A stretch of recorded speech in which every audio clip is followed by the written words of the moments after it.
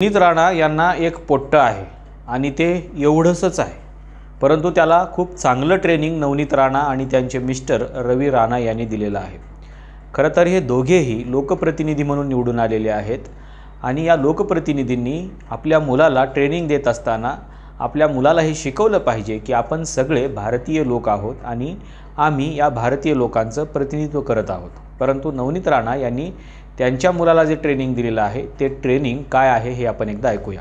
अरे माझा पोट्टा किती लहान आहे, किती लहान आहे माझा पोट्टा, 8-9 वर्षाचा है मेरा मुलगा। जब मैंने उसको पूछा कि बेटा तू कलमा पढ़ेगा या क्या करेगा, बोले मैं कट्टर हिंदुत्ववादी हूँ, गोली खाऊंगा पर मैं अपने मुझसे अपने आप को मुसलमान नहीं कहूंगा। नवनीत राणा यांचं म्हणणं आहे की मी माझ्या पोट्ट्याला जे एवढंच आहे त्याला विचारलं की कलमा वाचणार का, तर त्याने सांगितलं की मी कट्टर हिंदू आहे, मी स्वतःला गोळी घालून घेईन परंतु मी कलमा वाचणार नाही। इतकं चांगलं ट्रेनिंग आपल्या मुलाला या आईवडिलांनी दिलेलं आहे। आता याच्या पुढे जाऊन नवनीत राणा आणि त्यांचे मिस्टर रवी राणा हे काय करतायत हे देखील बघितलं पाहिजे। तुम्हाला जो हा फोटो दिसतो आहे हा फोटो कुठल्या देवतेची पूजा करायला जातानाचा आहे हे मला निश्चित सांगता येत नाही आणि अशा प्रकारची पूजा कट्टर हिंदू धर्मामध्ये कोणत्या देवाची केली जाते हे मलाही नक्की सांगता येणार नाही, कारण माझा तेवढा अभ्यास नाही। परंतु ही पूजा नेमकी हिंदूंच्याच देवतेची आहे का हे त्यांच्या मुलांना त्यांनी शिकवलं पाहिजे, कारण उद्या त्यांचा मुलगा त्यांच्या आईवडिलांचे हे फोटो बघून अशाच प्रकारची पूजा करायला देखील जाणार आहे आणि जर तो उद्या अशा प्रकारची पूजा करायला जाऊ लागला तर तो खरोखरच कट्टर हिंदू असेल का, किंवा त्याचे आईवडील जे आहेत ते कट्टर हिंदू असतील का, किंवा त्याच्या आईवडिलांचा हा फोटो बघून शाळेतल्या त्याच्या मित्रांनी त्यांना विचारलं की अरे तुझे आईवडील कट्टर हिंदू आहेत की कट्टर मुस्लिम आहेत, त्याने जर असं उत्तर दिलं की नाही माझे आईवडील हे कट्टर हिंदू आहेत, तर मग ते मुलं त्याला ते फोटो दाखवतील आणि विचारतील की तुझे आईवडील जर कट्टर हिंदू आहेत तर मग हे कोणत्या देवाची पूजा करायला जात आहेत। या प्रश्नाचं उत्तर त्यांच्या मुलाला देता येणार नाही आणि म्हणून आपल्या मुलाला ट्रेनिंग देत असताना आपलं वर्तन देखील तेवढंच चांगलं आणि इमाने इतबारी असलं पाहिजे। आपणच जर अशा दोगल्या भूमिकेमध्ये असेल तर आपली मुलं देखील अशाच प्रकारची दोगली होण्याची शक्यता असते आणि ते होतातच। नवनीत राणा यांनी आपल्या मुलाला हिंदू धर्माच्या बाबतीमध्ये जेवढं इमान शिकवायचं आहे तेवढं त्यांनी नक्की शिकवावं, परंतु आपण स्वतः देखील तेवढं इमान इतबारे राहिलं पाहिजे। दुसरी महत्त्वाची गोष्ट म्हणजे या नवनीत राणा या महाराष्ट्रामधून अमरावती जिल्ह्यामधून खासदार म्हणून निवडून आलेल्या होत्या आणि त्यांनी जे जातीचं प्रमाणपत्र आपल्या निवडणुकीसाठी दाखवलेलं होतं दिलेलं होतं ते होतं शीख चांभार। आता ही शीख चांभार जात महाराष्ट्रामध्ये नाही। तुम्ही जर महाराष्ट्राच्या अनुसूचित जातीची यादी काढून बघितली तर या यादीमध्ये शीख चांभार असा उल्लेख कुठेही नाही, परंतु त्यांना हे सर्टिफिकेट कोणी दिलेलं होतं किंवा कुठल्या चमत्कारिक अधिकाऱ्याने दिलं होतं हे माहीत नाही।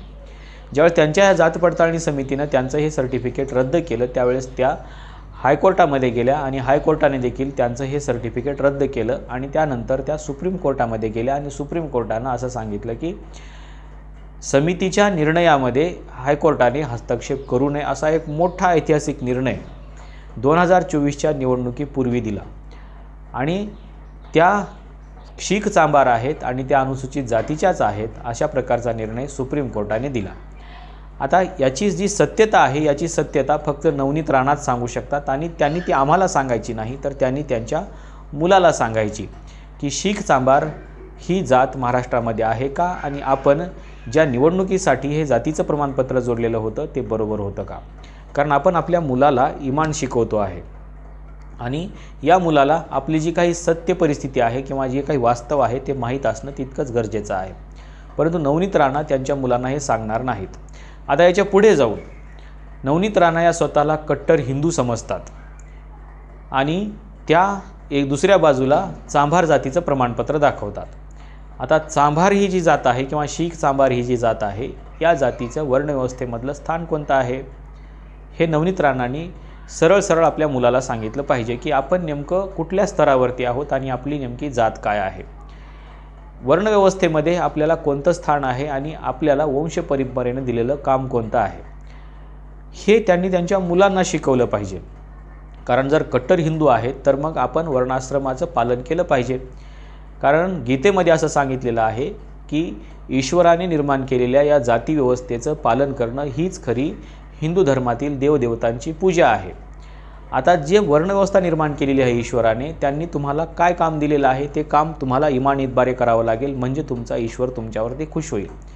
आणि ईश्वर जर खुश झाला तर तुमचा धर्म देखील तुमच्यावरती नाराज होणार नाही. आणि म्हणून विचारधनमध्ये गोळवळकर गुरुजींनी देखील असं सांगितलेलं आहे की जे लोक या वर्णव्यवस्थेमध्ये जन्माला आलेले आहेत आणि ईश्वराने निर्माण केलेल्या या वर्णव्यवस्थेने जे काही काम वाटून दिलेलं आहे ते जर काम करत असतील तर ते त्यांच्या ईश्वराला खुश ठेवतात.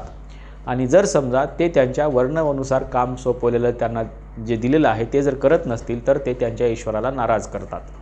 आता हिंदू धर्मानुसार आपल्याला हे सांगावं लागेल नवनीत राणांनी की आपल्याला जे काही काम दिलेलं आहे ते जर काम आपण केलं तर आपल्या धर्माचं आचरण आपण करतोय आणि आपल्या ईश्वराला देखील आपण खुश ठेवतो आहे, तरच खऱ्या अर्थानं आपण हिंदू आहोत.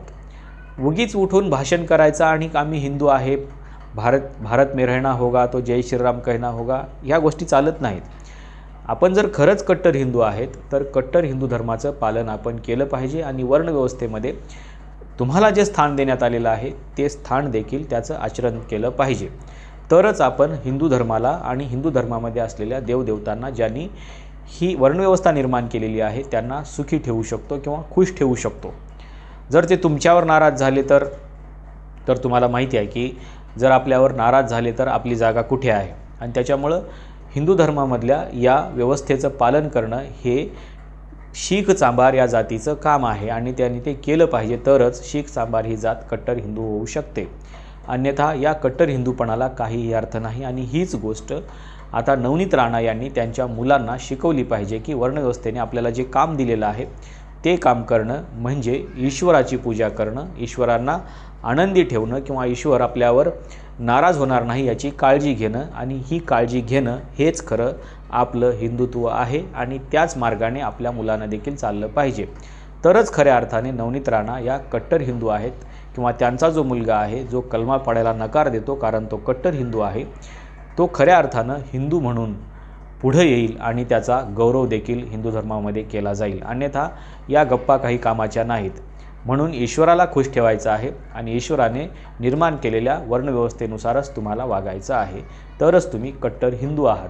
तुम्हाला नेमकं नवनीत राणा यांच्या या कट्टर हिंदुत्वाच्या स्टेटमेंटबद्दल काय वाटतं?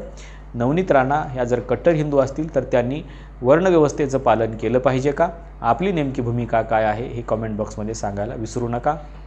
आजच्या व्हिडिओमध्ये आपण इथेच थांबूया. धन्यवाद.